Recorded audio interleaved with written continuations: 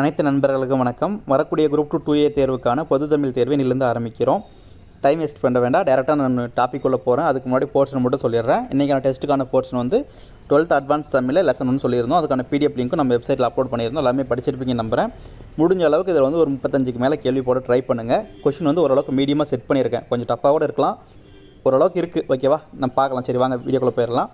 முதல் கேள்வி பாருங்கள். 11 கீழ்கணக்கு நூல்களுள் மணிமுடியாக விளங்கும் நூல் எதுன்னு கேட்டிருக்காங்க. இப்போ 11 கீழ்கணக்கு நூல்கள் வந்து மொத்தமாக 18 நீங்கள் படிச்சிருப்பீங்க. அதில் வந்து முதன்மையாக எதை வச்சு சொல்கிறாங்க, எந்த நூலை சொல்கிறாங்க அப்படின்னு பார்த்தீங்கன்னா திருக்குறளை தான் சொல்கிறாங்க. ஓகேவா, உலக பொதுமறைன்னு சொல்லுவாங்க. 11 கீழ்கணக்கு நூல்களில் முதன்மையானதுன்னு சொல்லுவாங்க. அப்புறமா விவிலியம், அதாவது பைபிளுக்கு அடுத்தபடியாக உலக மொழிகளில் அதிகமாக மொழிபெயர்க்கப்பட்ட நூல் எடுத்துக்கலாம். ஓகேவா, இன்னொன்று பார்த்தீங்கன்னா சங்க காலத்தில் இயற்றப்பட்ட ஒரே ஒரு 11 கீழ்கணக்கு நூல் எடுக்கலாம். ஏன்னா திருவள்ளுவரோட காலம் வந்து கிமு 31 நீங்கள் படிப்பீங்க. ஓகேவா, இப்போ கிமு 31ன்றது திருவள்ளுவரோட காலம் படிச்சிருப்பீங்க. அப்போது இது வந்து சங்க காலத்தில் தோன்றிய ஒரே ஒரு 11 கீழ்கணக்கு நூல் அப்படின்னு எடுத்துக்கலாம். ஓகேவா, இதுக்கான ஆன்சர் வந்து திருக்குறள் தான் கரெக்ட். அடுத்த கேள்வி பாருங்கள். குறிப்புகளை வைத்து நூலை கண்டுபிடின்னு கொடுத்துருக்காங்க. என்ன சொல்லியிருக்காங்கன்னு பாருங்கள்.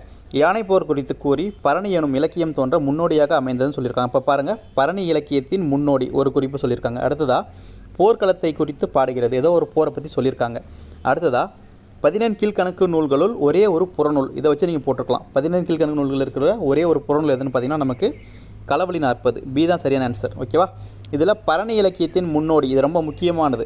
பரணி இலக்கியம்ன்றது வந்து நம்ம முதல் பரணி எது சொல்லுவோம்னா கலிங்கத்து பரணி சொல்லுவோம், சிறந்த பரணி அதுதான் சொல்லுவோம். ஓகேவா, அப்போது இந்த பரணி இலக்கியம் தோன்றதுக்கு முன்னோடியாக அமைந்த நூல் எதுன்னு கேட்பாங்க. அதுக்கான ஆன்சரும் வந்து பார்த்திங்கன்னா களவழி 40 தான். ஓகேவா, முக்கியமானது.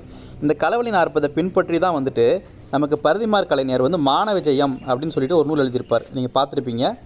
மான விஜயம் அப்படின்ற நூல் வந்து பார்த்திங்கன்னா இந்த களவழி 40 நூலை பின்பற்றி தான் வந்து பரதிமார் கலைஞர் எழுதியிருப்பார். ஓகேவா, அடுத்ததாக வடக்கிருந்து உயிர் நீர்த்தலை சிறந்த வீரமாக கருதி வெண்ணிக்குயத்தையார் எழுதிய மிக புகழ் உலகம் எய்தி புறப்புண் நாணி வடக்கிருந்தோனே, இப்பாடல் எந்த நூலில் இடம்பெற்றுள்ளதுன்னு கேட்டிருக்காங்க. ஓகேவா, இப்போது சிம்பிளாக ஒன்றும் இல்லைங்க. வடக்கிருந்து உயிர் நீர்த்தல் அப்படின்னா ஏதாச்சும் ஒரு போரில் வந்து தோற்று போயிட்டாங்க அப்படின்னா சாப்பிடாமல் இருந்து வந்து உயிர் விட்டுருவாங்க. அதை தான் வந்து வடக்கிருந்து உயிர் நீத்தல்னு சொல்கிறாங்க. அந்த சங்க காலத்தில் வந்து பார்த்திங்கன்னா ஏதாச்சும் ஒரு போரில் தோற்றுருந்தாங்க அப்படின்னா அவங்க வந்து சாப்பிடாமல் உண்ணா நோம்பு இருந்து உயிர் நீத்தலை வந்து சிறந்த வீரமாக கருதுனாங்க. அதை வந்து வெண்ணிக்குயத்தர் அப்படின்ற வந்து ஒரு பாடலாக பாடியிருக்காங்க. அந்த பாடல் வரிகள் தான் இங்கே கொடுத்துருக்கேன். இந்த பாடல் வரிகள் வந்து எந்த நூல் இடம்பெறுதுன்னு கேட்டிருக்கேன். ஓகேவா, அதுக்கான ஆன்சர் வந்து பார்த்திங்கன்னா புறநானூறு, சி தான் கரெக்டான ஆன்சர். ஓகேவா, அடுத்த கேள்வி. நடுவு நின்ற நல் நெஞ்சினோர் இவ்வரியின் மூலம் வணிகர்களின் நடுவு நிலைமையை குறிப்பிடும் நூல், இது வந்து பார்த்திங்கன்னா மிக முக்கியமான கேள்விங்க. நிறைய எக்ஸாம்பிள் கேட்டுக்கிட்டே இருப்பாங்க. இதில் அதாவது வந்து பார்த்திங்கன்னா கரிகால சோழன் இருக்காங்க இல்லைங்களா, அவங்களோட அந்த நாட்டோட வணிகத்தை பற்றி பேசினா ஒரே ஒரு நூல் தான் வரணும். என்னென்னா பட்டினப்பாலை. ஓகேவா, பட்டினப்பாலை தான் வந்து பார்த்திங்கன்னா கரிகால சோழனோட அந்த ஆட்சி காலத்தில் இருந்த அந்த வணிகத்தை பற்றி சொல்லும். ஓகேவா, இப்போது இங்கே கொடுத்துங்கிற லைனும் அதில் தான் வருது. அதாவது பட்டினப்பாலையில் வரக்கூடியது நடுவு நின்ற நல் நெஞ்சினோர். இந்த வரிகள் வந்து வணிகத்தில் அதாவது பார்த்திங்கன்னா ரெண்டு பக்கமும் இல்லாமல், இப்போ எப்படி சொல்கிறது, அதிகமாகவும் கொடுக்க மாட்டாங்க, ரொம்ப கம்மியாகவும் கொடுக்க மாட்டாங்க. எப்படி சொல்கிறது, இப்போ கரெக்ட்னா கரெக்ட் அந்த மாதிரி இருப்பாங்க. அதை தான் சொல்கிறாங்க. பட்டினப்பாலை தான் அந்த லைனை சொல்லுது. ஓகேவா, அடுத்த கேள்வி. கூற்றுகளை சரிபார்க்கன்னு கொடுத்துருக்காங்க. சங்க பாடல்களில் புறப்பாடல்களை விட அகப்பாடல்களே அதிகம் உள்ளதுன்னு கொடுத்துருக்காங்க. இது வந்து முதல் கூற்று கரெக்டுங்க. சங்க பாடல்களை எடுத்து பார்த்தீங்கன்னாக்கா அதில் வந்து அகநானூறு அகம் சார்ந்த பாடல்கள் தான் வந்து நமக்கு அதிகமாக இருக்குது. அதாவது 5 நூல்கள் வந்து அகம் சார்ந்த பாடல்களாக வரும், 2 நூல் வந்து புறம் சார்ந்ததாக வரும், 1 வந்து அகமும் புறமும் கலந்து வரும். அப்போது நமக்கு புறப்பாடலை விட அகப்பாடல் தான் அதிகமாக இருக்குது. முதல் கூற்று கரெக்ட்.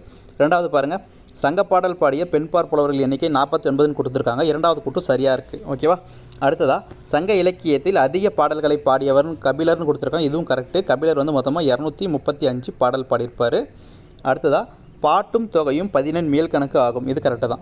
பாட்டு அப்படின்னா 10 பாட்டை சொல்லக்கூடியது, தொகைனா 8 தொகையை சொல்லக்கூடியது. இந்த 18 நூல்களும் தான் வந்து நமக்கு 14 மேற்கணக்கு நூல்கள்னு சொல்லுவாங்க.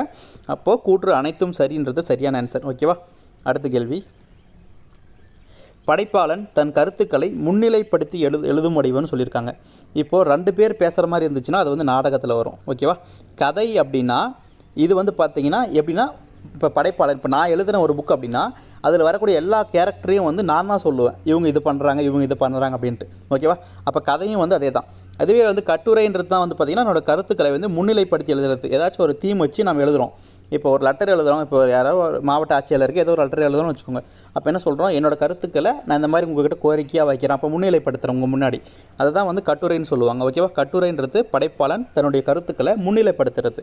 கவிதை அப்படின்னா அந்த படைப்பாளனோட உணர்ச்சிகளை பொங்கி வழிகிறதுன்னு சொல்லுவாங்க. அதாவது மேக்ஸிமம் வந்து பார்த்திங்கன்னா எப்படின்னா அந்த உவமை உருவகம்லாம் சொல்கிறீங்களா, அதெல்லாம் வந்து உணர்ச்சிகள், ஒரு கவிஞனோட உணர்ச்சிகள் அதை வந்து வெளிப்படுத்துறது வந்து கவிதையில் தான் வந்து வெளிப்படுத்துவாங்க. ஓகேவா? அப்போ இதுக்கான ஆன்சர் வந்து அதாவது படைப்பாளன் தன்னுடைய கருத்துக்களை வந்து முன்னிலைப்படுத்துறது வந்து கட்டுரையில் தான். ஓகேவா? நாடகம் அப்படின்னா 2 பேர் உரையாடுற மாதிரி இருக்கும். கதை அப்படின்றது வந்து பார்த்திங்கன்னா எல்லா கேரக்டரையும் ஒருத்தரே சொல்கிற மாதிரி இருக்கும். கட்டுரை அப்படின்றது என்னோடய கருத்துக்களை உங்கள் முன்னாடி சமர்ப்பிக்கிறேன் அப்படின்ற மாதிரி. ஓகேவா? கட்டுரை நான் உங்களுக்கு கட்டுரை எழுதுறேன்ற மாதிரி. கவிதை அப்படின்றது என்னோடய உணர்ச்சிகளை நான் சொல்கிறேன், வெளிப்படையாக சொல்கிறேன் அப்படின்ற மாதிரி. ஓகேவா? அடுத்ததாக தொல்காப்பியம் கூறும் செயலின் உறுப்புகள் வந்து எத்தனைன்னு கேட்டிருக்காங்க. இதுக்கான ஆன்சர் வந்து 34 நீங்கள் பார்த்துருப்பீங்க. ஓகேவா? அடுத்த கேள்வி, பொருந்தாத ஒன்றை தேர்ந்தெடுன்னு கொடுத்துருக்காங்க. இப்போ பார்த்தீங்கன்னா எல்லாமே வந்து பார்த்திங்கன்னா 10 பாட்டு நூல்கள். கரெக்டாக? எல்லாமே வந்து 10 பாட்டு நூல்கள். இப்போ இதில் எப்படி பொருந்தாததுன்னு பார்த்தீங்கன்னாக்க, இப்போ குறிஞ்சிப்பாட்டு, நெடுநல்வாடை, முல்லைப்பாட்டு இதெல்லாமே வந்து பார்த்திங்கன்னா அகம் சார்ந்த நூல். அதுவே வந்து பார்த்திங்கன்னா மலைப்படுகடாம் அப்படின்றது புறம் சார்ந்த நூல். இப்படி பார்க்கலாம். அப்படி இல்லை அப்படின்னா இதில் வந்து பட்டினப்பாளையை சேர்த்துக்கோங்க. ஓகேவா? பட்டினப்பாளையை சேர்த்துக்கிட்டிங்க அப்படின்னா இப்போ வந்து பார்த்திங்கன்னா குறிஞ்சிப்பாட்டு, நெடுநல்வாடை, முல்லைப்பாட்டு, பட்டினப்பாளை எல்லாமே அகம் சார்ந்த நூலாக வரும். இப்போ மலைப்படுகடாம் வந்து பார்த்திங்கன்னா புறம் சார்ந்த நூல். அப்படி ஒன்று பார்க்கலாம். இன்னொன்று வந்து பார்த்திங்கன்னா ஆற்றுப்படை நூல்கள் வச்சு பார்த்திங்கனாலும் இதில் மலைப்படுகடாம் தான் பொருந்தாது. ஓகேவா? இதுக்கான ஆன்சர் வந்து பி தான் கரெக்டு. அடுத்த கேள்வி, பக்தி இலக்கியங்களின் மறுமலர்ச்சி காலம்.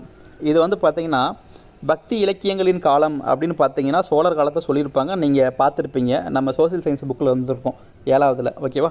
இதே வந்து பார்த்திங்கன்னா பக்தி இலக்கியங்களின் மறுமலர்ச்சி காலம் அப்படின்னு கேட்டாங்க அப்படின்னா பல்லவர் காலம். இதுக்கான ஆன்சர் வந்து சி தான் கரெக்டு. ஓகேவா? அடுத்த கேள்வி, பெண்களுக்குரிய விளையாட்டுகளில் பொருந்தாத ஒன்றுன்னு கேட்டிருக்காங்க. இதில் ஓரையாடுதல், பந்தாடுதல், அம்மானை இது 3மே வந்து பார்த்திங்கன்னா பெண்களோட விளையாட்டுக்கள். சிறுதேர் உருட்டல், அதாவது சிறுதேர் அப்படின்றது வந்து பார்த்திங்கன்னா பிள்ளை பருவத்தில் பார்த்துருப்பீங்க. 10வது அதாவது பார்த்திங்கன்னா அது 10 பருவத்தில் ஆண்பார் பிள்ளை தமிழுக்கு மட்டுமே வரும் சிறுதேர் அப்படின்றது. அப்போ இதுக்கு வந்து பொருந்தாது எதுன்னு பார்த்திங்கன்னா சிறுதேர் உருட்டல் தான் பொருந்தாது. ஓகேவா? அடுத்த கேள்வி, சங்கம் அறிவிய காலத்தில் பெரிதும் போற்றப்பட்டவைன்னு கேட்டிருக்காங்க. இப்போது சங்க காலம் அப்படின்னா அந்த இடத்துல என்ன இருக்குன்னா காதலும் வீரமும் தான் வந்து சங்க காலத்தில் பெருசாக வந்து மதித்தாங்க. அதுவே சங்கம் அறிவிய காலம் அப்போ பார்த்திங்கன்னா அவங்க என்னத்தை பெருசாக போட்டிருந்தாங்க அப்படின்னா அறமும் நீதியும். ஓகேவா? சங்கம் அறிவிய காலத்தில் பெரிதும் போற்றப்பட்டவை வந்து அறமும் நீதியும் தான் கரெக்டு. ஓகேவா? ஏன்னா நம்ம படிக்கிறது எப்படி படிக்கிறோம் அப்படின்னா சங்கம் அறிவிய காலத்தில் வந்தது எல்லாமே வந்து பார்த்திங்கன்னா அற இலக்கியங்கள்னு படிக்கிறோம். அப்போது அந்த இடத்துல அறம் வந்துச்சுன்னா கண்டிப்பாக அந்த இடத்துல நீதி இருக்கும். அப்போது அறமும் நீதியும். ஓகேவா? அடுத்த கேள்வி, ஒரு பொறுத்துக்க கொடுத்துருக்கேன், என்னென்னு பாருங்கள். அற்புத திருவந்தாதி, ஆசாரக்கோவை, பொருணர் ஆற்றுப்படை, சிறுபஞ்ச மூலம். இதில் உங்களுக்கு ஈஸியாக தெரிஞ்சிருக்கும். சிறுபஞ்ச மூலம் காரியாசான்னு பார்த்துருப்பீங்க. ஓகேவா? அப்போது லாஸ்ட்டாக 2ன்னு வரணும். அதுக்கு முன்னாடி வேறு என்ன தெரியும், ஆசாரக்கோவை தெரியும் உங்களுக்கு, பெருவாயின் முள்ளியார், அப்போது 1ன்னு வரணும். அதாவது இந்த இடத்துல எனக்கு தெரியாது, அதாவது முதலாவதும் 3வதும் தெரியாது. இப்போ பாருங்கள் அந்த ஆப்ஷன் வச்சு செக் பண்ணி பாருங்கள். இங்கே வந்து நமக்கு 1ன்னு வரணும், லாஸ்ட்டில் 2ன்னு வரணும். அந்த ஆப்ஷன் வந்து நமக்கு பியில் தான் செட் ஆகுது. ஈஸி தான், அந்த கொஸ்டின் ஈஸி தான், நான் சும்மா சொல்கிறேன். ஓகேவா? அற்புத திருவந்தாதி வந்து காரைக்கால் அம்மையார் எழுதியிருக்காங்க. பொருணர் ஆற்றுப்படை வந்து முடத்தாம கண்ணியார் எழுதியிருக்காங்க. ஓகேவா? இதுக்கான ஆன்சர் வந்து நமக்கு பி தான் சரியாகும். ஓகேவா? அடுத்த கேள்வி, நல்லாதனார் இயற்றிய நூலில் இடம்பெறாத மருந்து வகைன்னு கேட்டிருக்காங்க. நல்லாதனார் இயற்றிய நூல் என்னென்னு தெரியணும். முதல்ல திரிகடுகம் பார்த்துருப்பீங்க. திரிகடுகம்னா என்னது, சுக்கு, மிளகு, திப்பிலி இது 3 சேர்ந்தது தான் வந்து திரிகடுகம். 3 மருந்துகளால் ஆனது. திரினா 3. ஓகேவா? ஆங்கிலத்தில் 3, ஆனால் வந்து இதில் 3 தான் குறிப்பாங்க. ஓகேவா? இப்போது அதில் எது பொருந்தாது அப்படின்னு பார்த்தீங்கன்னா ஏலம் தான் பொருந்தாது. ஓகேவா? ஏலம்ன்றது நமக்கு 7வதில் வரக்கூடியது 6 மருந்துகளால் ஆன நூல்களில் வரும். ஓகேவா? இதில் வந்து பொருந்தாத மருந்து வகை எதுனா ஏலம் தான் கரெக்டு. ஓகேவா? அடுத்ததாக நான்மணிக்கடிகை டேஷ் வெண்பாக்களால் ஆனதுன்னு கொடுத்துருக்காங்க. நான்மணிக்கடிகைன்றது விளம்பி நாகனார் எழுதுனது. இதில் வந்து எவ்வளோ வெண்பாக்கள் இருக்குது அப்படின்னு பார்த்தீங்கன்னா 104 வெண்பாக்கள். ஓகேவா? இதில் உங்களுக்கான கேள்வி ஒன்று, இந்த 4 மணின்னு சொல்கிறாங்க இல்லைங்களா, அந்த 4 மணிகளோட பெயர்களை நீங்கள் கமெண்ட்டில் தெரிவிங்க. ஓகேவா? இப்போ 4 மணிகள் கொடுத்துருக்காங்க இல்லையா 4 மணிக்கடிகையில், அதுக்கான அந்த 4 மணிகளோட பேரை மட்டும் நீங்கள் கமெண்ட்டில் சொல்லுங்கள். ஓகேவா? அடுத்த கேள்வி, கல்விக்கழகு கசடர மொழிதல் இப்பாடலுக்குரியவர்னு சொல்லியிருக்காங்க. இந்த பாடல் வரி எங்கே வருதுன்னு பார்த்துருந்தீங்கன்னா தெரிஞ்சிருக்கும். எழுத்தறிவித்தவன் இறைவனாகும் அப்படின்னு சொல்லிட்டு ஆரம்பிக்க ஒரு 4 பாடல் 4 லைன் கொடுத்துருப்பாங்க. அதில் ஒன்றுமே தனித்தனி பாடல். ஓகேவா? இது எதில் இடம்பெறுது அப்படின்னு பார்த்தீங்கன்னா நன்னெறி, அதாவது கொன்றை வேந்தனில் இடம்பெறக்கூடியது. யாரோடதுன்னு பார்த்தீங்கன்னா நமக்கு கொன்றை வேந்தன் கிடையாது, வெற்றி வேர்க்கை. ஓகேவா? கொன்றை வேந்தன்றது ஔவையார் எழுதுனது. இதில் வந்து பார்த்திங்கன்னா நன்னெறின்றது வந்து வெற்றி வேர்க்கை, அதோட வேறு பெயர் தான். ஓகேவா? அப்போ வெற்றி வேர்க்கைன்றது யாரோடதுன்னா அதிவீரராம பாண்டியன். ஓகேவா, இதுக்கு டி தான் சரியான ஆன்சர். அதாவது கல்விக்கழகு கசடர மொழிதல் அப்படின்றது வந்து பார்த்திங்கன்னா நமக்கு ஒரு நிமிஷம், அந்த வெற்றி வேர்க்கையில் இடம்பெறக்கூடியது. அதோட ஆசிரியர் வந்து நமக்கு அதிவீரராம பாண்டியன். ஓகேவா. அடுத்த கேள்வி, பெருங்காப்பிய நிலை பேசுங்காலை என தொடங்கும் நூற்பாவின் மூலம் காப்பியத்திற்கு இலக்கணம் கூறும் நூல்னு கேட்டிருக்காங்க. நீங்கள் இந்த லைனை கூட விட்டுருங்க, இங்கே ஒரே ஒரு இன்ட்டு தான், காப்பியத்திற்கு இலக்கணம் கூறும் நூல். இதை நீங்கள் படிச்சிருப்பீங்க இல்லைங்களா? எதுனா தண்டி அலங்காரம் தான் கரெக்டு. ஓகேவா, தண்டி அலங்காரம் தான் வந்து. ஆனால் வந்து ஒரு விஷயம் பாருங்கள், சிலப்பதிகாரம், மணிமேகலை இதெல்லாம் வந்து கிபி 2ஆம் நூற்றாண்டு காலத்தில் தோன்றியது. அப்போது தண்டின்றது வந்து பார்த்திங்கன்னா கிபி 12ஆம் நூற்றாண்டில் தான் தோன்றுறது. ஓகேவா, இது பின்னாடி வந்து நூல். ஆனால் இப்போ வந்து பார்த்திங்கன்னா 12ஆம் நூற்றாண்டில் தான் வந்து காப்பியத்துக்கு இலக்கணம் சொல்கிறாங்க அந்த நூலில். ஓகேவா, ஆனால் அதுக்கு முன்னாடியே வந்து காப்பியங்கள்லாம் தோன்றுச்சு. இப்போ வந்து நம்ம பின்னாடி வந்த நூலை வச்சு மாடிக்கிறத வந்து செக் பண்ண முடியாது. ஆனால் வந்து இந்த தண்டி சொல்லக்கூடிய அந்த காப்பியத்துக்கான இலக்கணம் எல்லாமே வந்து பார்த்திங்கன்னா அந்த சிலப்பதிகார மணிமேகலை எல்லாம் அப்படியே பொருந்தது. ஓகேவா, இப்போது இதுக்கான ஆன்சர் வந்து சி தான் கரெக்டு. அடுத்த கேள்வி, சரியானதை தேர்ந்தெடுன்னு கொடுத்துருக்காங்க பாருங்கள். தொடர்நிலை செய்யுள் என புகழப்படுவது சிலப்பதிகாரம்னு கொடுத்துருக்காங்க. அடுத்ததாக சொற்றொடர் நிலை என புகழப்படுவது அந்தாதின்னு கொடுத்துருக்காங்க. இதில் 2 கூற்றுமே சரி. ஏன் அப்படின்னு பார்த்தீங்கன்னா, இப்போது தொடர்நிலை செய்யுள் அப்படின்னா தொடர்நிலை அப்படின்னு பார்த்தீங்கன்னா கதை தொடர்பு. இப்போது 2 நூல் இருக்குங்க, சிலப்பதிகாரம், மணிமேகலை 2 நூல் பார்த்துருப்பீங்க. சிலப்பதிகாரமே கூட எடுத்துக்கோங்க. ஒரு பாட்டுக்கும் இடையில பார்த்தீங்கன்னா அந்த கதையை வந்து தொடரும். ஓகேவா, கதை தான் வந்து கதை தொடர்புன்னு சொல்கிறாங்க. அந்த கதை தொடர்பு கரெக்டாக இருந்துச்சு அப்படின்னா அதை வந்து தொடர்நிலை செய்யுள்னு சொல்லுவாங்க. சொற்றொடர் நிலை அப்படின்னா சொற்றொடர் அப்படின்ட்டு பாருங்கள், அந்த சொற்கள் வந்து தொடரும், அதான் வந்து சொற்றொடர். அந்தாதியில் பார்த்தீங்கன்னா கடைசியில் வரக்கூடிய அந்த அந்தமும் முதல்ல வரக்கூடிய அந்த ஆதியும் வந்து ஒன்றுக்கு ஒன்று வந்து பொருந்தி வரும். அது வந்து சீராக இருக்கலாம், அசையாக இருக்கலாம், எழுத்தாக இருக்கலாம், இல்லைன்னா தொடையாக கூட இருக்கலாம். அது வந்து பார்த்திங்கன்னா பொருந்தி வந்துச்சு அப்படின்னா அதை வந்து அந்தாதின்னு சொல்கிறாங்க. அது சொற்கள் வந்து தொடருங்க, அது வந்து அந்தாதி. அதுவே கதை வந்து தொடர்பு இருந்துச்சு அப்படின்னா அது வந்து தொடர்நிலை செயல்னு சொல்லுவாங்க. அப்போ 2மே சரி. ஓகேவா, இது கரெக்டாக பார்த்துக்கோங்க, கேட்குறதுக்கு அதிகமான வாய்ப்பு இருக்குது. கரெக்டாக நோட் பண்ணிக்கோங்க. ஓகேவா. அடுத்ததாக, தற்கொலையை முற்கொள்க என்பதை உணர்ந்து தனது கணவனை கொலை செய்த பத்திரை எக்காப்பியத்தின் பாட்டுடை தலைவன் கேட்டிருக்காங்க. ரொம்ப முக்கியமானது பத்திரை. இது ஏற்கனவே கேட்டிருக்காங்க. பத்திரைன்றது வந்து பார்த்திங்கன்னா குண்டலகேசியோட வேறு பெயர். ஓகேவா, இதுக்கான நூல் வந்து பார்த்திங்கன்னா குண்டலகேசி தான். ஓகேவா, குண்டலகேசியோட வேறு பெயர் தான் வந்து பத்திரை. ஓகேவா. அடுத்த கேள்வி, சிலப்பதிகாரம் கூறும் முக்கிய கூறுகளில் பொருந்தாததுன்னு கேட்டிருக்காங்க. இதெல்லாமே நமக்கு முக்கியமானதுங்க. எல்லாமே இதில் இருக்கிறது எல்லாமே. இது வரைக்கும் இந்த மாதிரி கொஷின் எங்கேயும் பார்க்கல, அதனால் இப்படி மேக் பண்ணியிருக்கேன். நமக்கு கேட்குறதுக்கு வாய்ப்பு இருக்குது. என்னென்னு பாருங்கள், சிலப்பதிகாரம் எதெல்லாம் பற்றி சொல்லுதுன்னு பாருங்கள். ஆடல் வகைகள், மாதவி ஆடிய 11 வகையான ஆடல்களை பற்றி சொல்லியிருக்கோம். அரங்க அமைப்பு, அதாவது நாடகம் நம்ம அரங்கேற்றம் செய்கிறோன்னா அந்த நாடக அரங்கோட அமைப்பு எப்படி இருக்கணும் அப்படின்னு சொல்லக்கூடிய நூல் வந்து சிலப்பதிகாரம். ஏற்கனவே படிச்சிருப்பீங்க, அதுதான் கொடுத்துருக்கேன். தமிழர் திருமண முறை, இது வந்து பார்த்திங்கன்னா நமக்கு சிலப்பதிகாரம் சொல்கிறது கிடையாது, அகநானூறு சொல்லுது. ஓகேவா, அகநானூறு சொல்லக்கூடியது தான் வந்து தமிழர் திருமண முறை. இது வராது, 3வது வராது. அப்போது ஆப்ஷனில் 3 வரக்கூடாது அப்படின்னா நமக்கு சி வந்து ஆப்ஷனில் கிடையாது. அப்போ சி வராது. ஓகேவா. அடுத்ததாக, இசைக்கருவிகளோட வகைகளை பற்றி சிலப்பதிகாரம் சொல்லுது. மூவேந்தர்களோட ஆட்சி முறை பற்றி சொல்லுது. கரிகாலனோட சிறப்பு வந்து சொல்கிறது கிடையாது. ஏன்னா இது வந்து பார்த்திங்கன்னா சேரன் செங்குட்டுவனை பற்றி பேசும். ஓகேவா, அதே மாதிரி இளங்கோவடிகளை பற்றி பேசும். கரிகாலனை பற்றி பேசக்கூடிய 2 நூல் வந்து, ஒன்று வந்து ஏற்கனவே நம்ம பார்த்துருக்கோம் இல்லைங்களா, எதுனா பட்டினப்பாலை. இன்னொரு நூல் இருக்குது, அது எதுன்னு தெரிஞ்சால் கமெண்ட் பண்ணுங்கள். ஓகேவா, கரிகாலனோட சிறப்பு, அதாவது கரிகாலனை வந்து பாட்டுடை தலைவனாக வச்சு பாடின 2 நூல் இருக்குங்க 10 பாட்டில். அதில் ஒன்று வந்து பட்டினப்பாலை, இன்னொன்று என்னென்னு கமெண்ட் பண்ணுங்கள். ஓகேவா. இப்போது இதில் வந்து எது பொருந்தலைன்னு பார்த்தீங்கன்னா நமக்கு 3, 6 வந்து பொருந்தாது. ஓகேவா, 3, 6 வந்து பொருந்தாது. அப்போ நமக்கு டி தான் சரியான ஆன்சர். ஓகே. அடுத்த கேள்வி, காப்பியங்களில் நாட்டு வளம் நகர்வளம் பாடுவதில் புதிய மரபை ஏற்படுத்திய காப்பியம்னு கேட்குறாங்க.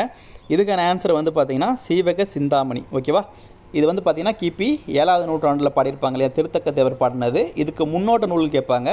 அது வந்து பார்த்திங்கன்னா நரிவிருத்தம். நரிவிருத்தம் அப்படின்றது வந்து பார்த்திங்கன்னா நமக்கு 80 பாடல்களால் ஆனது. அதுவும் வந்து பார்த்திங்கன்னா விருத்தப்பாவால் தான் பாடியிருப்பாங்க. ஓகேவா. இப்போது விருத்தப்பாவாலான முதல் நூல்னு கேட்டாங்கன்னா எதை போடுவீங்க? நமக்கு சீவக சிந்தாமணி போடுவீங்களா, இல்லை நரிவிருத்தம் போடுவீங்களா? கொஞ்சம் யோசிச்சு பார்த்தீங்க அப்படின்னா விருத்தப்பாவாலான முதல் நூல்னு கேட்டாங்கன்னா நம்ம நரிவிருத்தம் தான் போடுறதுக்கு வாய்ப்பு இருக்குது. என்ன காரணம்னா இதை தான் வந்து அவர் சீவக சிந்தாமணிக்கு முன்னாடியே எழுதினார். கரெக்டாக. அதுவே விருத்தப்பாவாலான முதல் காப்பியம்னு கேட்டாங்கன்னா தான் நம்ம சீவக சிந்தாமணியை போடணும். அந்த வார்த்தை கொஞ்சம் கரெக்டாக நோட் பண்ணி வச்சுக்கோங்க. முதல் காப்பியம், விருத்தப்பாவாலான முதல் காப்பியம்னு சொன்னாங்கன்னா சீவக சிந்தாமணி போடணும். முதல் நூல்னு கேட்டாங்கன்னா நரிவேர்த்தம் போடணும். அது கொஞ்சம் கரெக்டாக நோட் பண்ணி வச்சுக்கோங்க. ஓகேவா? அடுத்த கேள்வி, காப்பிய நூல்களுள் முதன்மையானதாக கருதப்படும் நூல். காப்பியம் இது வந்தாலே மைண்ட் எங்கே போகணும் அப்படின்னா சிலப்பதிகாரத்துக்கு போகணும். ஏன்னா முதல் காப்பியம், ஆதி காப்பியம், குடிமக்கள் காப்பியம், நிறைய வார்த்தை நீங்கள் கேள்விப்பட்டிருப்பீங்க. கிபி 2ஆவது நூற்றாண்டு. ஓகேவா? கிபி 2, அதாவது சங்கம் அறிவிய காலம்னு சொல்கிறாங்க. இதை புக்கில் அப்படி தான் கொடுத்துருக்காங்க. ஆனால் ஆக்சுவலாக வந்து சங்க காலத்தில் தான் வந்திருக்கணும். ஏன்னா கிமு 3லேருந்து கிபி 3 வரைக்கும் நம்ம சங்க காலம் தான் படிக்கிறோம். ஆனால் கொடுத்துருக்கிறது எப்படி கொடுத்துருப்பாங்க அப்படின்னா சிலப்பதிகாரமும் மணிமேகலை சங்கம் அறிவிய காலத்தில் தோன்றி இலக்கியம்னு சொல்லி புத்தகத்தில் கொடுத்துருக்காங்க. அது எப்படி ஏற்றுக்கிறதுன்னு தெரியல, ஆனால் அப்படி தான் இருக்குது புத்தகத்தில். ஓகேவா? இப்போது காப்பிய நூல்கள் முதன்மையானதாக எப்படி எதுன்னு கேட்டாங்கனாக்கா இதுக்கான ஆன்சர் வந்து சிலப்பதிகாரம் தான் கரெக்டு. அடுத்த கேள்வி, ஐம்பெரும் காப்பியங்களில் இறுதியாக வைத்து எண்ணப்படும் நூல்னு கேட்டிருக்காங்க. ஐம்பெரும் காப்பியம் அந்த வரிசை சொல்லி பாருங்கள். நீங்கள் எது சொல்லுவீங்க? சிலப்பதிகாரம், மணிமேகலை சொல்லுவீங்க. அதுக்கப்புறமா எழுதுனது சீவக சிந்தாமணி. அதுக்கப்புறமா வளையாபதியா குண்டலகேசியா அப்படின்னு ஒரு டவுட் வரும். இதில் ஆசிரியர் பேர் தெரியல அப்படின்னா அவங்க லாஸ்ட்டாக விட்ருங்க. அவங்கள வந்து லாஸ்ட்டாக வச்சுருங்க அந்த லிஸ்ட்டில். அப்படி ஞாபகம் வச்சுக்கோங்க. அப்போ அதுக்கான ஆன்சர் வந்து பார்த்திங்கன்னா வளையாபதி. ஓகேவா? வளையாபதி தான் வந்து இதில் கடைசியாக சொல்லுவாங்க. ஐம்பெரும் காப்பியத்தில் கடைசியாக சொல்லக்கூடியது எதுன்னு கேட்டாங்கன்னா ஆசிரியர் பேர் தெரியாத நூல்னு ஞாபகம் வச்சுக்கோங்க. குழப்பாத இருக்கும். ஏன்னா வளையாபதிக்கு தான் நமக்கு ஆசிரியர் பேர் தெரியாது. குண்டலகேசி உங்களுக்கு தெரியும், நாதகோத்தனார்னு சொல்லிட்டு. ஓகேவா? இதை வந்து குழப்பம் ஒரு டைமும் இன்னொரு டைம் பார்த்துக்கோங்க. ஆசிரியர் பேர் தெரியலன்னா நான் லிஸ்ட்டில் லாஸ்ட்டில் வச்சுருவேன் அப்படின்னு ஞாபகம் வச்சுக்கோங்க. ஓகேவா? இதுக்கான ஆன்சர் வந்து வளையாபதி தான் கரெக்டு. அடுத்த கேள்வி, 3 அதிகாரங்களில் 5 இலக்கணங்களையும் கூறும் நூல்னு கேட்டிருக்காங்க. இதில் தொன்னூல் விளக்கம், அப்புறமா அகத்தியம், இதெல்லாமே வந்து பார்த்திங்கன்னா 5 இலக்கணத்தையும் பேசுது. 3 அதிகாரத்தில் 5 இலக்கணம்னு வந்து பார்த்திங்கன்னா தொல்காப்பியம் தான் கரெக்ட். ஓகேவா? இதுக்கான ஆன்சர் வந்து 3 அதிகாரம் என்ன சொல்லியிருப்பாங்க? எழுத்து, சொல், அப்புறமா பொருள், 3 அதிகாரம் தான் இருக்குது. அதில் 5 இலக்கணத்தையும் பற்றி பேசக்கூடிய ஒரே நூல் வந்து பார்த்திங்கன்னா நமக்கு தொல்காப்பியம் தான் கரெக்டு. நன்னூல் அப்படின்னா சொல், எழுத்து இது 2 தான் இருக்கும். ஓகே, அதாவது எழுத்து, சொல் இது 2 மட்டும் தான் இருக்கும். ஓகேவா? நன்னூலில் இன்னொன்று வந்து பார்த்திங்கன்னா அதாவது நன்னூல்ன்றது வந்து பார்த்திங்கன்னா தொல்காப்பியத்தோட வழிநூல்னு சொல்லுவாங்க. ஓகேவா? அடுத்ததாக முதற் பொருள் என்பதுன்னு கேட்டிருக்காங்க. முதற் பொருள் அப்படின்னா நிலமும் பொழுதும். ஓகேவா? இதுக்கான ஆன்சர் வந்து நமக்கு சி தான் கரெக்டு. இது எல்லாருக்குமே தெரிஞ்சிருக்கும். அடுத்த கேள்வி, மணிமேகலை பெற்ற 3 வரங்களில் பொருந்தாத ஒன்று. அதாவது இந்திர விழா காண வந்த அந்த மணிமேகலா தெய்வம் வந்து மணிமேகலையை மணிப்பலவ தீவுக்கு கூட்டிகிட்டு போயிருக்கும். அங்கே வந்து பார்த்திங்கன்னா அவங்க வந்து 3 வரம் பெற்றிருப்பாங்க. அதில் என்ன வரம் பொருந்தலைன்னு கேட்குறாங்க. அவங்க என்னென்ன வரம் பெற்றுருந்தாங்க அப்படின்னா அவங்களோட உருவை வந்து மாற்றிக்கலாம். அடுத்ததாக அவங்களுக்கு பசியாமல் இருக்கிற வரம் இருக்குது அவங்களுக்கு. அதுக்கப்புறமா வான்வழியை பறத்தல், இது 3மே இருக்குது. நினைத்தவுடன் மறைதல் அப்படின்ற வரம் வந்து அவங்களுக்கு கிடையாது. இந்த 3 வரத்து கூட தான் வந்து பார்த்திங்கன்னா அவங்க வந்து அச்சய பாத்திரமே பெற்றுட்டு வந்திருப்பாங்க மணிப்பலவ தீவுலேருந்து. ஓகேவா? அடுத்த கேள்வி, கத்திய சிந்தாமணி நூலின் தழுவலே தமிழின் முதல் விருத்தப்பா காவியம்னு கொடுத்துருக்காங்க. இது பார்த்து இருந்தீங்கன்னா புரிஞ்சிருக்குமா நான் தெரியல. என்ன சொல்கிறேன் பாருங்கள், எல்லாருக்குமே கண்டிப்பாக புரிஞ்சிருக்கும். புரியாமல் இருக்கிறதுக்கு ஒன்றுமே இல்லைங்க. கத்திய சிந்தாமணி அப்படின்றது வந்து பார்த்திங்கன்னா வடமொழியில் எழுதின ஒரு நூல். அதோட தழுவல் நூல் தான் வந்து சீவக சிந்தாமணி. அதுதான் இங்கே சொல்லியிருக்கேன். கத்திய சிந்தாமணி நூலின் தழுவலே தமிழின் முதல் விருத்தப்பா காவியம் அப்படின்னா கரெக்டு தான். ஏன்னா அந்த நூலோட தழுவல் நூல் எது? சீவக சிந்தாமணி. சீவக சிந்தாமணி தானே தமிழின் முதல் விருத்தப்பா காவியம். அப்போ முதல் ஸ்டேட்மெண்ட்டு கரெக்டு. அடுத்த கேள்வி, இது 13 இளம்பகங்களையும் 3145 விருத்தப்பாக்களையும் கொண்டது. 2வது கூற்றவும் கரெக்டு. இந்நூலை இயற்றிய ஆசிரியரின் காலம் கிபி 7ஆம் நூற்றாண்டுன்னு கொடுத்துருக்காங்க. இதுவும் கரெக்டு. இதில் அனைத்து கூற்றுமே சரி என்பது சரியான ஆன்சர். நமக்கு ஏ தான் கரெக்டு. ஓகேவா? அடுத்த கேள்வி, பெருங்காப்பியத்திற்கு இணையாக போற்றப்படும் ஐஞ்சிறுங்காப்பியம்னு சொல்லியிருக்காங்க. இதில் எது சரியான ஆன்சர்னு பார்த்தீங்கன்னா சூளாமணி தான் கரெக்டு. சூளாமணின்னு எடுத்துக்கிட்டிங்கனாக்க 12 அதில் காண்டங்கள் இருக்குது. 12 காண்டங்கள் இருக்குது. ஓகேவா? அப்படியே இதை என்ன பண்ணுங்கன்னா திருப்பி போடுங்க. திருப்பி போட்டிங்கன்னா எப்படி வரும்? 21ன்னு வருமா? இதுக்கு அடுத்த நம்பர் 31 அப்படி ஞாபகம் வச்சுக்கோங்க. 12 காண்டங்கள் இருக்குது. அதில் 21 அதை திருப்பி போட்டிங்கன்னா 21. இதுக்கு அடுத்து 31ன்னு எழுதிக்கிட்டீங்கன்னா இதில் வந்து பார்த்திங்கன்னா 12 காண்டங்களும் 2131 விருத்தப்பாக்களும் இருக்குது. எதில்? சூளாமணியில். ஓகேவா? ரொம்ப முக்கியமானது. பெருங்காப்பியத்திற்கு இணையாக வச்சு போற்றக்கூடிய சிறுங்காப்பியம் கேட்டாங்கன்னா சூளாமணி தான் அதுக்கான ஆன்சர். அடுத்த கேள்வி, தமிழில் தோன்றிய முதல் தருக்க நூல்னு கேட்டிருக்காங்க. ஸ்பெல்லிங் மிஸ்டேக் இருக்குது, நான் மாற்றி கொடுக்குறேன். ஓகேவா? தருக்க நூல் அது வந்து பார்த்திங்கன்னா நமக்கு நீலகேசி தான் கரெக்ட். ஓகேவா? குண்டலகேசிக்கு ஆப்போசிட்டாக எழுதுனது. குண்டலகேசி வந்து பௌத்த சமய காப்பியம். அதுவே நீலகேசின்னு கேட்டாங்கன்னா சமண சமய காப்பியம். ஓகேவா? அதாவது ஐஞ்சிறும் காப்பியங்கள் எல்லாமே சமண சமயம் தான். அதை ஞாபகம் வச்சுக்கோங்க. ஓகேவா? அடுத்த கேள்வி, தவறான கூற்றை தேர்ந்தெடுன்னு கொடுத்துருக்காங்க. கம்பராமாயணம் 6 காண்டங்களையும் 118 படலங்களையும் கொண்டதுன்னு கொடுத்துருக்காங்க. நிறைய பேர் வந்து 113 113ன்னு சொல்கிறாங்க. நிறைய புக்குலையும் அப்படி தான் இருக்குது. அதுக்கு முன்னாடி நிறைய பேர் அப்படி தான் பார்த்துருப்பீங்க. ஆனால் அது புத்தகத்தில் இருக்குது. நமக்கு இதுதான் கீ ஆன்சராக வரும். இதை பார்த்துக்கோங்க. ஓகேவா? கம்பராமாயணம் 6 காண்டங்களையும் 118 படலங்களையும் கொண்டது. இது கரெக்டு. உத்தரகாண்டத்தை எழுதியவர் ஒட்டக்கூத்தர். 2வதும் சரி. ஓகேவா? அடுத்ததாக தமிழுக்கு கதி கலிங்கத்து புரணையும் திருக்குறளும் கொடுத்துருக்காங்க. தமிழுக்கு கதின்றது வந்து கம்பராமாயணமும் திருக்குறளும். ஆனால் கலிங்கத்து புரணி வராது. ஓகேவா? அப்போ 3 தான் தவறாக இருக்குது. 4வது கொடுத்துருப்பாருங்க. யசோதர காவியம் 5 சருக்கங்களையும் 320 பாடல்களையும் கொண்டதுன்னு சொல்லியிருக்காங்க. இது கரெக்ட். ஓகேவா? தவறானது வந்து நமக்கு சி தான் தவறாக இருக்குது. அடுத்ததாக சாணினும் உளன் ஓர் தன்மை அணுவினை சத கூறிட்ட கோணினும் உளன். இந்த பாடல் வரிகள் இடம்பெற நூல்னு கேட்டாங்கனாக்க இது வந்து கம்பர் எழுதுனது, கம்பராமாயணத்தில் இடம்பெறக்கூடியது. பி தான் சரியான ஆன்சர். ஓகேவா? அடுத்த கேள்வி. பாரதியின் வாழ்க்கை வரலாற்றை புது கவிதை வடிவில் கவிராஜன் கதை எனும் தலைப்பில் எழுதியவர்னு கேட்டிருக்காங்க. இதுக்கான ஆன்சர் வந்து வைரமுத்து தான் கரெக்டு. பி தான் கரெக்டு. அடுத்த கேள்வி. கூற்று காரணம் கொடுத்துருக்காங்க பாருங்கள். பெரிய புராணம் திருத்தொண்டர் புராணம் என சிறப்பிக்கப்படுகிறதுன்னு கொடுத்துருக்காங்க. காரணம் 63 சைவ அடியார்களையும் 9 தொகை அடியார்களையும் பாடுகிறதுன்னு சொல்லியிருக்காங்க. இது கரெக்டு தாங்க. திருத்தொண்டர் அதாவது கடவுளுக்கு வழிபாடு செஞ்சு அவங்கள வந்து போற்றக்கூடியவங்கன்னு வச்சுக்கோங்க. அவங்கள வச்சு பாடல் பாடுறவங்களாம் திருத்தொண்டர் சைவ அடியார்கள்னு சொல்லி வச்சுருப்பாங்க. அவங்கள பற்றி பாடக்கூடிய நூல்கள் தான் வந்து பெரிய புராணம். ஓகேவா? இதுக்கான ஆன்சர் வந்து பார்த்திங்கன்னா கூற்று காரணம் 2மே சரி. ஓகேவா? டி தான் கரெக்டு. அடுத்த கேள்வி. கூற்றுகளில் சரியான ஒன்றுன்னு கேட்டிருக்காங்க. இறைவனை குழந்தையாக பாவித்து பாடல் பாடியவர் ஆண்டாள்னு சொல்லியிருக்காங்க. இறைவனையே தம் தலைவனாக பாவித்து வாழ்ந்தவர் பெரியாழ்வார்னு சொல்லியிருக்காங்க. இறைவனிடம் தோழமை நெறி கொண்டவர்கள் திருமலிசை ஆழ்வார் சுந்தரர்னு சொல்லியிருக்காங்க. இறைவனிடம் பிள்ளை நெறி கொண்டவர் திருநாவுக்கரசன் கொடுத்துருக்காங்க. இந்த கூற்றுகளில் எது சரியாக இருக்குன்னு அப்படின்னு பார்த்தீங்கன்னா சி தான் சரியாக இருக்குது. அதாவது இறைவனிடம் தோழமை நெறி, அதாவது நண்பனாக இருந்தவங்க யாருன்னா திருமலிசை ஆழ்வாரும் சுந்தரரும். ஓகேவா? அதாவது அதனால தான் வந்து தம்பிரான் தோழன் அப்படின்ற பட்டத்தை கொடுத்துருப்பாங்க. யாருக்கு? சுந்தரருக்கு இருக்கும். ஓகேவா? அப்போது இப்போ என்னென்ன தவறாக இருக்குன்னு பாருங்கள்.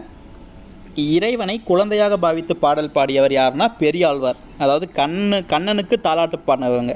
அதாவது கண்ணனை குழந்தையாக பாவித்து இவரை யசோதையாக மாற்றிக்கிட்டு பாடல் பாடினது யாருன்னா பெரியாழ்வார்.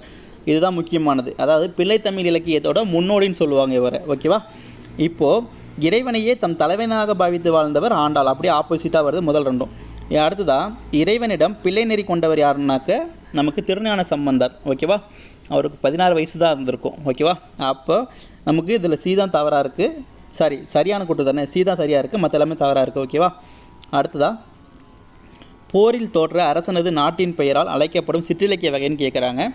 இப்போது கொடுத்துங்கிறதுல பரணி இலக்கியம் தான் சரியான ஆன்சர். ஏன்னா இப்போ 2 பேர் போர் செய்கிறாங்க அப்படின்னா அந்த போரில் யார் தோக்குறாங்களோ அந்த நாட்டோட பேரை வச்சு இந்த நூலுக்கு பேர் வச்சுருவாங்க. அப்போது கலிங்கம் அப்படின்ற நாடு தோற்று போனதுனால தான் கலிங்கத்து பரணின்னு பேர் வச்சாங்க. இதுக்கான ஆன்சர் வந்து பரணி தான் கரெக்டு. அடுத்த கேள்வி. அகப்பொருள் அல்லது புறப்பொருள் ஏதேனும் ஒன்றை அடிப்படையாக கொண்டு 100 பாடல்களால் பாடப்படுவதுன்னு சொல்லியிருக்காங்க. இப்போது சதகம் அப்படின்றது கரெக்டு. இதில் நம்ம என்ன பார்த்துருப்போம்னா சதகம்னா 10 பாடல்னு பார்த்துருப்போம். ஒரு தாவல் இருக்கும், இன்னொரு தாவலில் 100 பாடல்னு இருக்குது. பழைய புத்தகத்தில் 100 இருக்குது. இப்போ புது புத்தகத்தில் நீங்கள் எதுலன்னா அந்த திருக்கேதார பாடல்னு ஒரு பாடல் இருக்குது, சுந்தரர் எழுதுன அதில் இருக்குன்னு நினைக்கிறேன். 10 பாடல்னு கொடுத்துருப்பாங்க. ஆனால் வந்து இதுக்கு 100 தான் கரெக்டாக இருக்குது. இன்னொரு டைம் செக் பண்ணி பாருங்கள் அந்த புத்தகத்தில். நான் செக் பண்ணிவிட்டு அப்புறமா சொல்கிறேன். ஓகேவா? இது ஒன்று மட்டும். ஆனால் இப்போ வந்து பார்த்திங்கன்னா இந்த கொஷின் படி நமக்கு எது கரெக்டுனா சதகம் தான் கரெக்ட். 100 பாடல்னால் சதகம். ஓகேவா? அடுத்த கேள்வி. தவறான கூற்றையை தேர்ந்தெடுன்னு கொடுத்துருக்காங்க. பள்ளி இலக்கியம் உழவர்களின் வாழ்வியலை எடுத்து இயம்பும் சிற்றிலக்கிய வகைன்னு சொல்லியிருக்காங்க. தவறானதான்னு கேட்குறாங்க. அப்போ முதல் கூற்று சரி தான். ஓகேவா? அடுத்ததான் இது தொல்காப்பியம் குறிப்பிடும் புலன் எனும் வனப்பை சார்ந்தது. 2வதும் சரி. இது வெண்பாக்களால் பாடப்படும் சொல்லியிருக்காங்க. 3வது கூற்று தவறாக இருக்குது. ஏன்னா இது வெண்பா கிடையாது. பள்ளி இலக்கியம் வந்து சிந்துப்பாவால் பாடப்படும். ஓகேவா?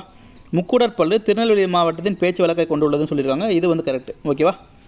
அதாவது இதுக்கு நமக்கு சி மட்டும்தான் தவறாக இருக்குது. அடுத்த கேள்வி. பிள்ளைத்தமிழ் பாடப்படும் பா வகைன்னு கேட்டிருக்காங்க. இப்போ வந்து பார்த்திங்கன்னா பிள்ளைத்தமிழ் அப்படின்றது வந்து பார்த்திங்கன்னா என்ன பா வகையால் பாடுறாங்க அப்படின்னாக்க ஆசிரிய விருத்தம். இதுக்கான ஆன்சர் வந்து ஆசிரிய விருத்தப்பாவால் பாடுவாங்க. அடுத்த கேள்வி. தன் மன்னன் மறைவிற்காக குடிமக்கள் வருந்தி பாடுவதாக அமைந்த துறை அப்படின்னு கேட்டிருக்காங்க. இதுக்கான ஆன்சர் வந்து கையறு நிலை. ஓகேவா? இதெல்லாம் வந்து நமக்கு பார்க்குறதுக்கு புதுசாக இருக்குது அந்த கேள்விலாம். பட் ஆனால் நமக்கு இப்போ பார்த்தீங்கன்னா தெரியும், அவங்க வந்து கேட்குற கொஷினே வந்து மேக்ஸிமம் நமக்கு சம்மந்தமே இல்லாத மாதிரி இருக்குது. ஏன்னா சிலபஸ்ன்னு ஒன்று கொடுத்துருக்காங்க, கேட்குறது சம்மந்தம் இல்லாமல் இருக்குது, கேட்குறதுக்கு வாய்ப்பு இருக்குது. அதனால் நான் எடுத்துகிட்டு வந்திருக்கேன். முடிஞ்ச அளவுக்கு நம்ம அட்வான்ஸ் தமிழில் இந்த மாதிரி இருக்க எல்லா கேள்வியும் பார்த்துருவோம். ஓகேவா? அடுத்த கேள்வி, திருக்காவலூர் கலம்பகத்தை இயற்றியவர். இது எல்லாருக்குமே தெரிஞ்சிருக்கும். உங்களுக்கு தெரிஞ்ச கொஷின் தான் இது. யாருன்னா வீரமா முனிவர். ஓகேவா? அடுத்த கேள்வி, தவறான இணையை தேர்ந்தெடுன்னு கொடுத்துருக்காங்க. இதில் வந்து பார்த்திங்கன்னா இமேஜ் அப்படின்னா படிமம், ஐகான் அப்படின்னா படிமை, முதல் இரண்டும் சரி. நரேஷன் அப்படின்னா மொழிவு, இதுவும் கரெக்டு. மைத் அப்படின்னா தொன்மம்னு வரணும், ஆனால் குறியீடுன்னு கொடுத்துருக்காங்க. இதுக்கு வந்து பார்த்திங்கன்னா தொன்மம் தான் கரெக்டு, ஆனால் வந்து குறியீடுன்னு இருக்குது. குறியீடு அப்படின்னா சிம்பல்னு வரணும். ஓகேவா? மொத்தம் வந்து 40 கேள்வி கொண்டு வந்திருக்கேன். இந்த கேள்விகளில் ஏதாச்சும் சந்தேகம் இருந்துச்சு அப்படின்னா நம்ம குரூப்பில் கமெண்ட்டாக போடுங்க, நம்ம அதை அங்கே டிஸ்கஷன் பண்ணிக்கலாம். முடிஞ்ச அளவுக்கு என்னால் முடிஞ்ச அளவுக்கு எல்லாமே ஓரளவுக்கு சொல்லியிருக்கேன். என்ன ஒன்றுனா பழைய மாதிரி தாங்க, சொல்லப்போனால் இந்த டிஸ்பிளேல எழுத முடியல. அதுவே நார்மலாக சொல்கிறதுனா சொல்லிட்டு போயிடலாம். இப்படி கொடுத்தா கொஞ்சமாச்சும் பார்ப்பீங்க, அப்சர்வ் பண்ணுவீங்கிறதுக்காக தான் அந்த மாதிரி எடுத்துகிட்டு வரேன். இல்லை நம்ம பழைய மெத்தட் ஃபாலோ பண்ணலாம்னு சொல்லிடுங்க, அதுவும் ஃபாலோ பண்ணிக்கலாம். ஓகேவா? அடுத்த வீடியோவில் சந்திப்போம். நன்றி. ஆனால் முடிஞ்ச அளவுக்கு உங்கள் நண்பர்களுக்கு இதை ஷேர் பண்ணுங்கள். நீங்கள் எந்த அளவுக்கு சப்போர்ட் கொடுக்குறீங்களோ அதுக்கு அந்த அளவுக்கு எனக்கு வந்து அடுத்தடுத்த கண்டென்ட் பண்ணுறது கொஞ்சம் ஈஸியாக, நல்லா கொஞ்சம் பூஸ்டப்பாக இருக்கும். ஓகேவா? தேங்க்யூ.